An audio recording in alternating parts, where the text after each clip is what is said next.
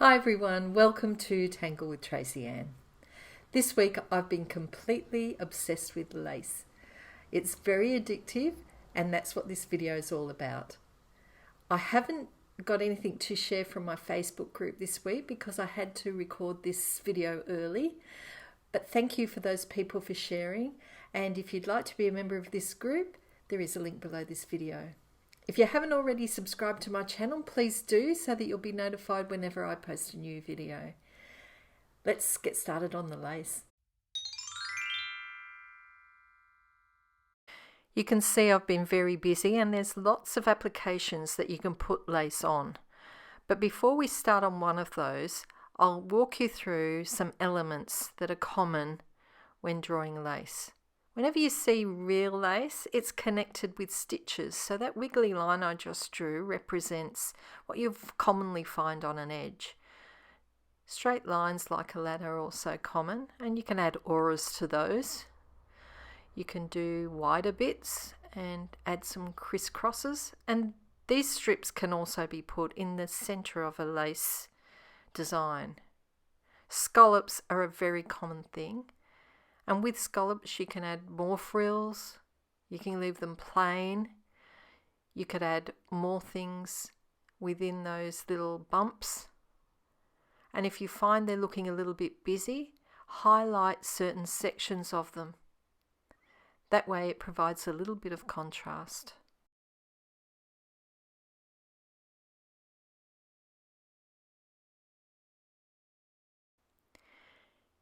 Here's another variation of the scalloped edge. So start with your straight line, then draw the scallops.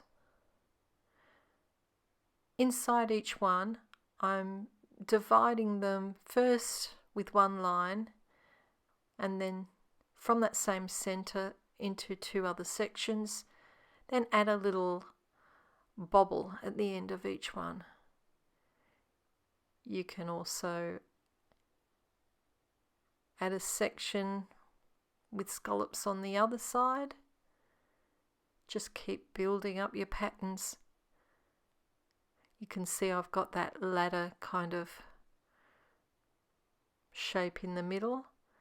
And another way of highlighting, instead of just thickening the line, is doing that wiggly pattern like how I did up the top.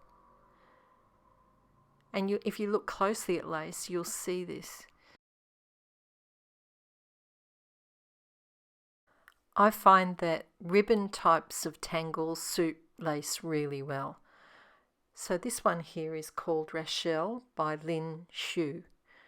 I started off with lines with a dot in the middle and making that curly, almost like a nautilus shell shape. Now I'm just adding some frills. How you embellish them is totally up to you. You can also section it off too. Lace has lots of thread going through it, and you'll find bits that are quite thin and sparse and other bits that are held together a bit more firmly. And that's why I'm just highlighting the original shape of those shells. It provides a little bit of contrast as well. You can embellish these however you like. The main thing is experiment and see what effects you like the best. So again, this is Rachel by Lin Shu.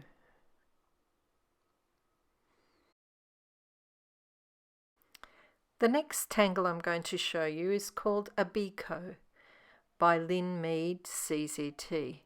It starts off with those loops. On each one of those loops, add petals. So we keep making those slightly smaller each time until they fill that space where the loop ends. Now that's the basic Biko, but you can add the variation of these lines in that middle section that make it almost like a bud.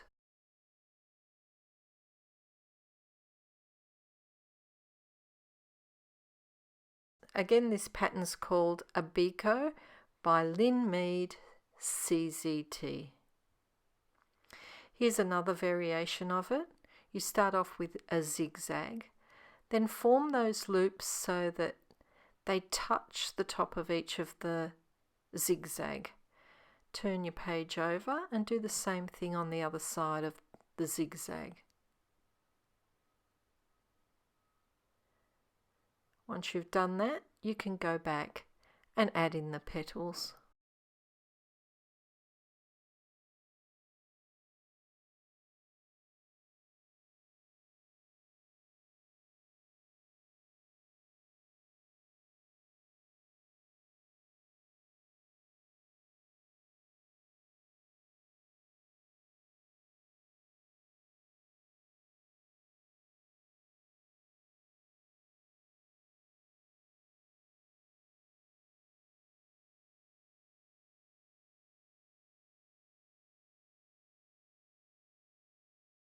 I'll show you one more tangle. I'm sure you'll find heaps. This one starts off with daisies in a row. It reminds me of the embroidery anglaise kind of lace. So we add 3 little teardrops at each end of the daisy and then scallop the edge.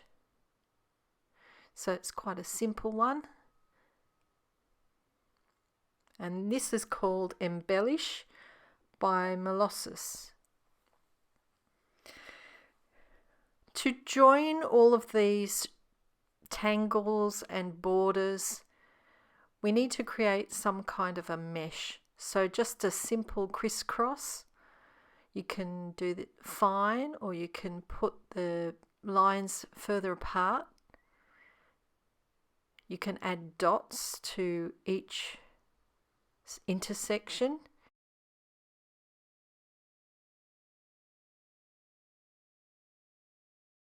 Or you can just put the dots in the center.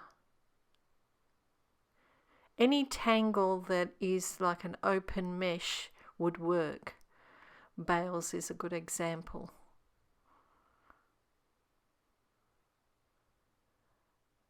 These types of tangles will unify your whole piece. So you might have a free-formed flowery kind of design in your lace, and to connect it to the edges or the scallops and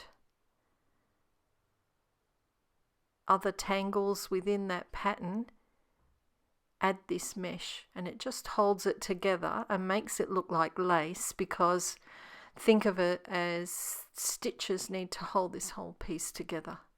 So there we have some basics. In these examples you can see how the more free-form patterns are held in there with the mesh. So I'll show you now, demonstrate on a tan tile, and start off with using my white gel pen, 2 lines, and makes a scalloped edge. And I'm doing the one that I showed you before with the 3 lines in the center of each and the bobbles on the outside of that scallop. Add some more parallel lines and the little ladder kind of design that I showed you. Now in between those 2 lines I'm going to do diagonal lines and then go back the other way. So it's kind of a mesh. And now I'll add some more lines and some more the other way. This time I'm doing some lines close together so it gives a bit of variety. Another parallel line with one close to it. Again using that same ladder type of lacy pattern. And on the edge here you can see I'm doing some triangles with semicircles in between. This is a pattern I came up with myself. Add 2 circles, and then similar to that other one I'm doing some petal shapes at the top of that circle. I'll have to give this pattern a name and do a step out I'll put that on my website when I've finished that. So where the triangle is, I'm just going to curl around facing the flower in each side, and then connect that curl to that semicircle. So connect it at the bottom and then do another line to connect it at the top, so it almost looks like a muka lying there. Now in this center section, I'm just going to make it a mesh to connect one edge to the other. Nothing too fancy, just diagonal lines in opposite directions, and then add those little dots. I kind of like the look of the lace that has the little dots. The white looks very effective on the tan tile, but to make that pop out a little bit further, I'm using a white charcoal pencil and just highlighting some sections, so that flowery pattern and the ladder shape.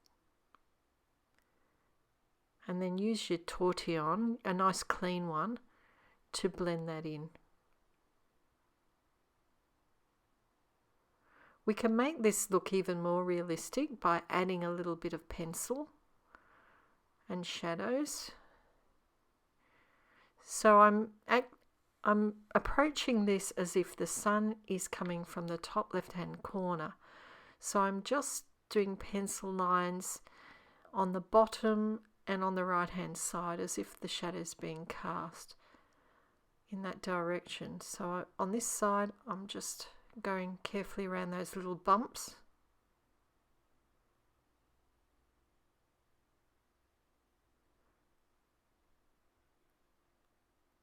Then in the other direction, I'll just add a little bit of a lighter touch, still on that right-hand side of those shapes, or those lines. Then get your tortillon and blend that in.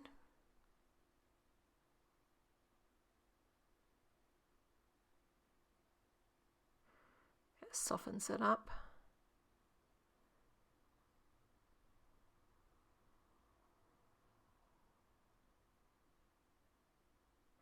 And you can see now it's starting to pop off the page as if I've just put a piece of lace down on that tile.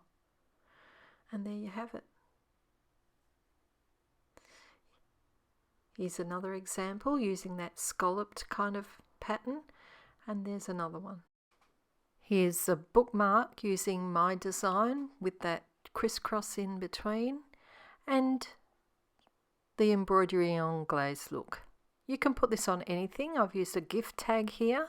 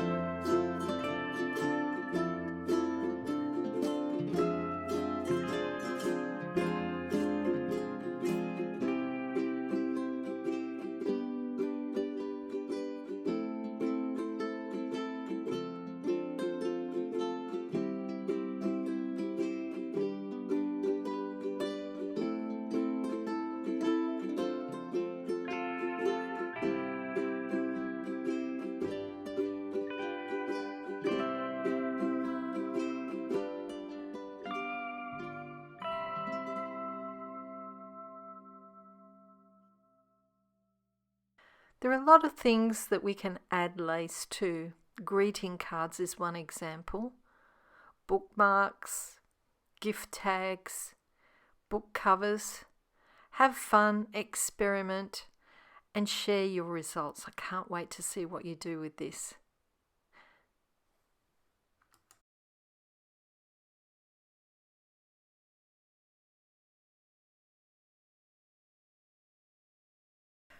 Well, I hope you enjoyed that as much as I enjoyed doing it. If you did, give it a thumbs up, share it with your friends, and subscribe to my channel.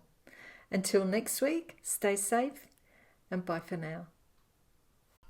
To see more of my videos, click on the links on the screen and don't forget to hit the subscribe button.